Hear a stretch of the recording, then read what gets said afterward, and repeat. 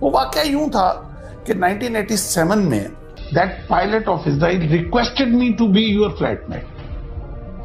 اب جب میں نے یہ سنا کہ دشمن نے یہ چیلنج دیا کہ میں پاکستانی افسر کے ساتھ مجھے کر دیں، تو میں نے کہا اب میں نام کٹواؤں تو پھر میں پاکستانی نہیں ہوں، تو I accept this challenge. I will live with Israeli pilot for 90 days. کہ تمہارا دشمن عرب نہیں ہے، تمہارا دشمن پاکستان ہے. تو اسکول میں جو چیپٹر ہمیں اینیمی کا پڑھایا جاتا تھا اس میں جھنڈا پاکستان کا لگا ہوتا تھا. کہتا جب پیدا ہونے سے لے کے آج تک دشمن دشمن دشمن پاکستان سنتے آئے ہیں. اس نے کہا تم لوگ ابھی سوئے ہوئے،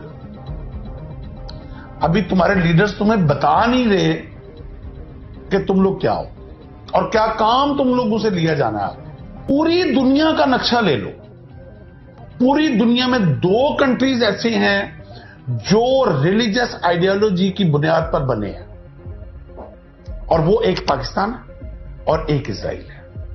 آدھی دنیا تمہارے پیچھے کھڑی ہوگی، آدھی دنیا ہمارے پیچھے کھڑی ہوگی. تم لوگوں کے اندر یہ کیپیبلٹی نہیں ہے ابھی کہ یہ پینسل بنا سکو اپنے ملک میں.